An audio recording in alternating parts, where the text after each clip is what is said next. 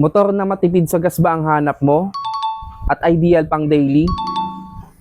Mga kabiyahe, stay tuned lang po kayo dyan. Keep watching.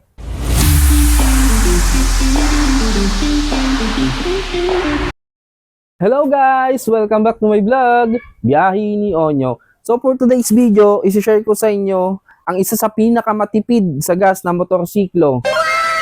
So ito na nga po ang tinutukoy ko sa inyong motorsiklo na matipid sa gas at ideal pang daily, si Honda Beat Fi.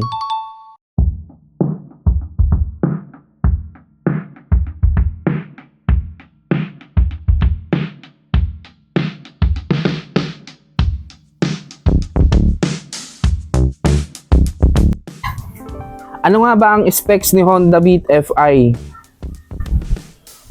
Honda Beat Fashion Sport, automatic transmission, 4-stroke, air-cooled, single overhead cam, at ang kanyang seat height ay 740 mm.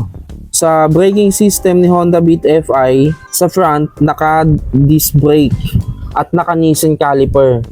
Sa likod, naka-drum brake pa din si Honda Beat Fi. At ang kanyang fuel capacity is 4 liters. Compartment capacity is 12 liters. So, pwede ka maglagay dito ng kapote or anything na pwedeng kakasya dito. So, kasyang-kasya dito sa compartment ni Honda Beat Fi. At ang engine displacement naman ni Honda Beat Fi is 110cc. Ang stock front tire ng Honda Beat Fi is 80 by 90 by 14. Ang stock size ng rear ni Honda Beat Fi is 90 by 90 by 14. Naka-tubeless na din harap at likod na tire ni Honda Beat Fi.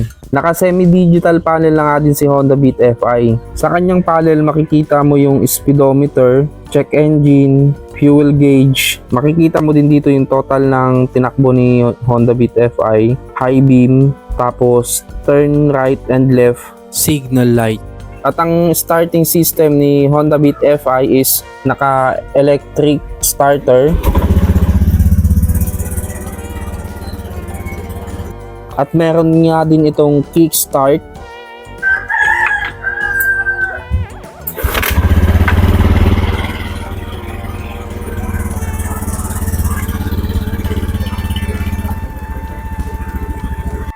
Meron nga din itong left and right na side pocket. So kung may barya ka, pwede mo ilagay dito or basahan, pwede. Tapos meron na ding built-in na hook. Pwede mo ilagay dito yung bag mo or pinamili. Tsaka sa stepboard naman, pwede ka pa din namang mag-adjust ng konti para malagay mo yung bag or pinamili mo. Ang headlight at signal light ni Honda Beat Fi is bulb type pa din. So naka bulb type pa din si Honda Beat. Ang fuel system ni Honda Beat Fi is PGM Fi. Ang overall dimension ni Honda Beat Fi is 1,856 by 667 by 1,068 mm. Napaka-manageable nga ni Honda Beat Fi kasi madali lang siyang i-maniobra. Tapos hindi ka mahirapan sa singitan kasi yung lapad niya tsaka yung haba saktong-sakto lang. Tsaka bakit ko nasabing matipid si Honda Beat Fi? Nag-a-average nga lang naman ito ng 63.7 km per liter. So, saan ka makakakita ng ganitong motorsiklo na napakatipid sa gas? Mga kabayahe, that's all for today's video. Maraming salamat po sa panonood. Bye!